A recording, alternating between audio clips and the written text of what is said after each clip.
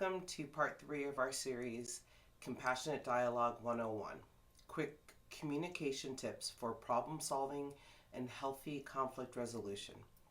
If you missed parts 1 and 2, make sure to go back and revisit those videos to understand how to recognize your feelings when it comes to conflict resolution and explore the different areas of your life where you can apply the framework we're discussing together in this series. We know effective communication is very important both in business and in our private lives.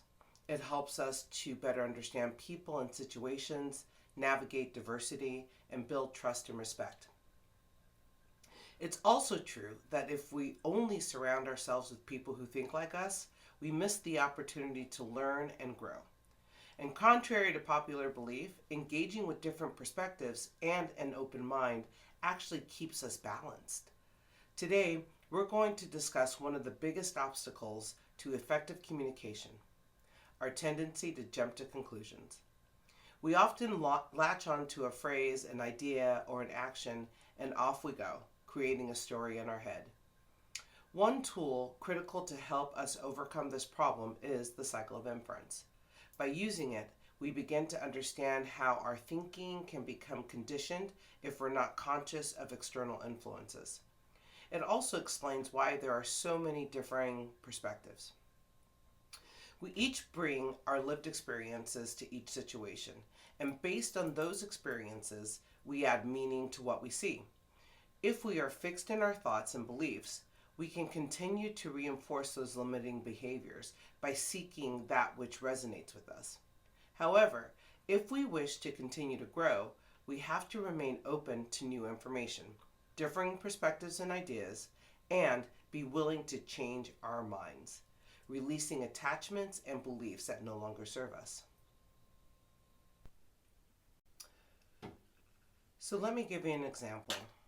This is the cycle of inference that you're looking at right now. And so I want to walk you through a scenario. In the cycle of inference, we have observe, select, interpret, belief, and action. And I'm going to walk you through quickly how we do this. So for me, I start by observing that I have plans to meet a friend for lunch and she shows up 30 minutes late. At that moment, I have an opportunity to recognize what I feel. And if I am not regulated and I don't take that time to recognize what I feel, I actually jump to action, which means when she shows up, I get super passive aggressive, okay?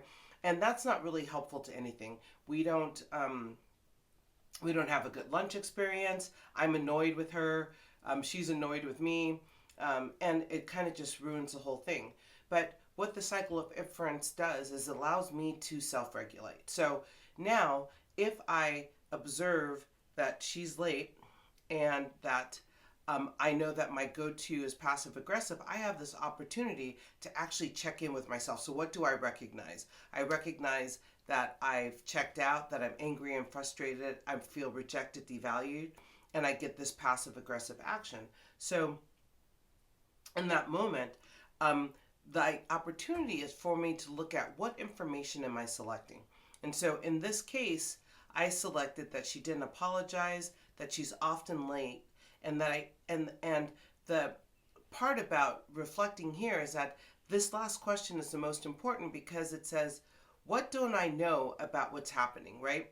What information have I filtered out? I filtered out that I actually didn't ask her what was going on. So even by doing that in that moment, it actually allows me to kind of ride my emotional wave and think about something outside of myself. To, okay, what's going on for her? So in that moment, I have an opportunity, but maybe I don't take it. Maybe I'm still just mad. So I go to interpret, and it's this idea of how does this reflect what's happening to me in this moment, my lived experiences. So in this case, as you can see in the slide, I personally have always had consequences for being late. I had a grandma who was like, if you're 10 minutes early, you're late, right?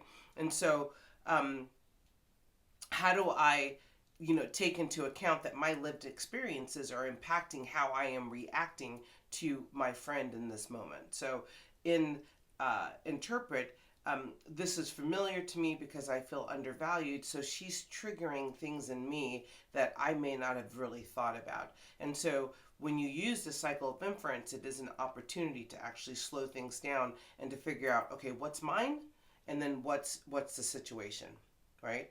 And then you go to belief, and in belief, I get to ask myself some more questions. It's like, what conclusions am I drawing? So in belief, I really think that she's not my priority.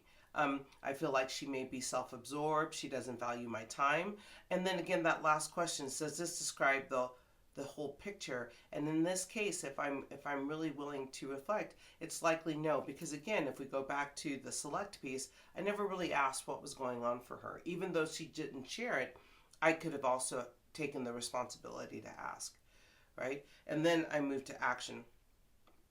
And action, when I'm in this regulated space of using the cycle, it actually allows me to dig a little deeper. So what follow-up is needed in this situation? And in this case, I need to share the impact of what it is to me when she's late. Like, what does it mean when I'm sitting in a public space for 30 minutes waiting for you?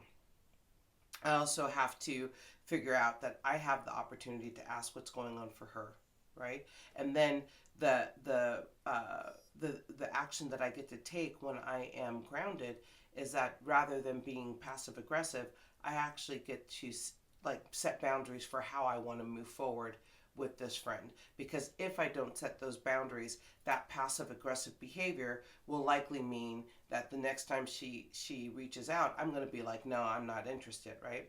But this relationship is important, which means that I also have to do the work to get through it. So the implications of the cycle of inference are much more than situational.